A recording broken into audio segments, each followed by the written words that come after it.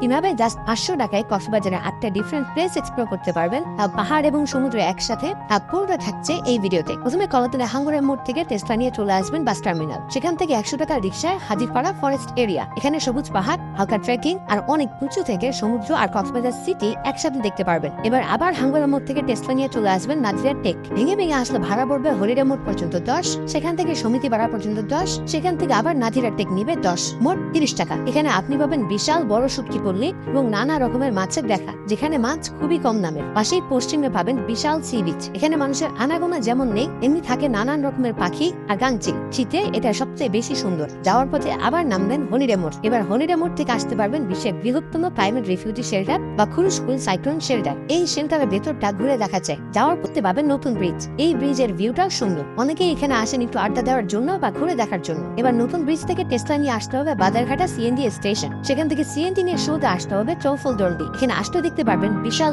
Area জুড়ে দেশের ধানব আঁকা সব উইন্ডমিল। দেখতে যেমন বিশাল, এর শক্ত ভয়ঙ্কর। আর সেই রাখাইন পাড়া, এখানে এক্সপ্লোর করতে পারবেন রাখাইনদের ট্রেডিশনাল বিভিন্ন খাবার দাবার এবং তাদের কালচার। আর তার পাশেই রয়েছে ম্যানগ্রোভ ফরেস্ট। এই ফরেস্ট আমি বলবো বাইরে থেকে দেখে আসতে। প্রপার সেফটি না থাকলে ভেতরে না যাওয়াই ভালো। ফেরার সময় আসতে হবে ব্রিজে। ব্রিজ থেকে পাবেন শহরে ফেরার সিএনজি, অর্থাৎ সর্বমোট খরচ 460 টাকা। নেক্সট টাইম কক্সবাজার ট্যুরে